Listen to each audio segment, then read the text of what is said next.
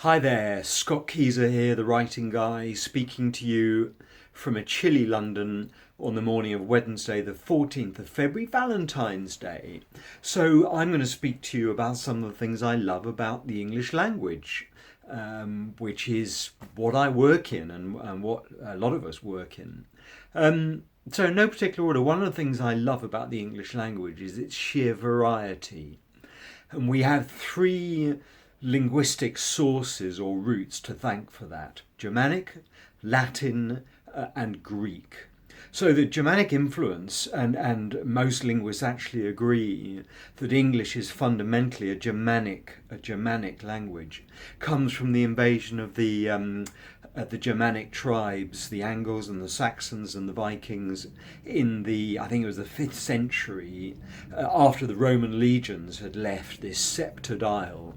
And we have a lot of very basic sort of words from German or Germanic origins. So if you look at family relationships, father, Vater is German, mother, Mutter, brother, Bruder, son, Sohn. Very strong Germanic roots to our language. Then in Latin, our language is riddled with Latin words, and I work a lot with lawyers, and they tend to use a lot of Latinate language, and I often sort of rail against the ate family, so the verbs ending in ate, of which there are many, like exonerate, exacerbate, decimate, obliterate, annihilate, donate.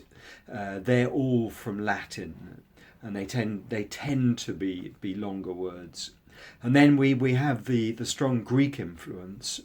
So simple words, a word like biology is from the Greek. Bios is Greek for life, and ology, as I'm sure you know, is the study of. So it's the study of life. So I'm a lover of language and words, and I might, in a more pompous moment, refer to myself as a philologist. Philo just means to love or like, and logist is from logos, meaning word. So I'm just a lover of words and language. So it's a fancy word for what is really quite a simple concept. So three very, what would I say, profound influences on our language: Latin, Greek, and Germanic. But we are fundamentally a Germanic language.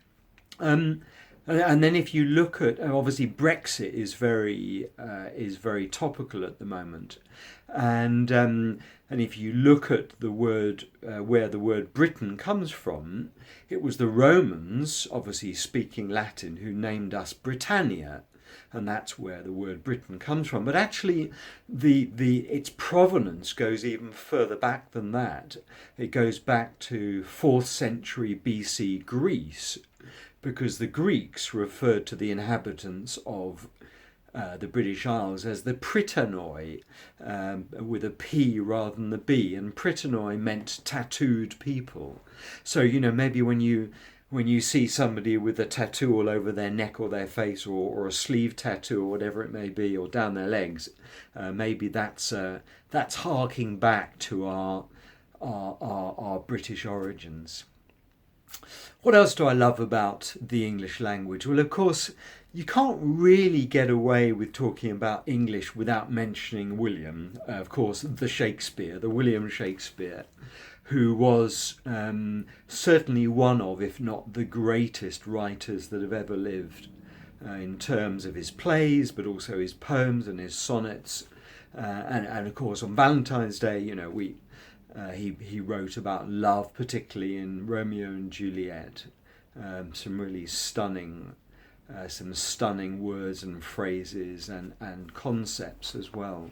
But what I was going to say about Shakespeare, of course, one of his greatest gifts to the English language is just the sheer number of new words and phrases that he invented. So, if you refer to, you're probably familiar with the phrase "green-eyed jealousy." If you use that phrase, you're quoting Shakespeare. If you refer to somebody as a blinking idiot, then you're quoting Shakespeare. If you refer to somebody as that stony-hearted villain, then you're quoting Shakespeare. If you use the phrase at one fell swoop, you're quoting Shakespeare. And that's an interesting use of language as well, because fell, I've just discovered, comes from the Old Norse word meaning cruel. So at one cruel stroke, you know, something bad has happened, and we use the word felon, although it's been appropriated mainly by the Americans, but fell means cruel originally. So Shakespeare contributed enormously to the words and phrases and the language that we use in the 21st century. It's absolutely amazing, and we owe him a huge debt of gratitude. So anyway, a few random thoughts really on Valentine's Day about what I love about the English language, and in fitting fashion, I'm going to end with a quote from Romeo and Juliet, and I may need to refer to my notes to do this. Good night, good night.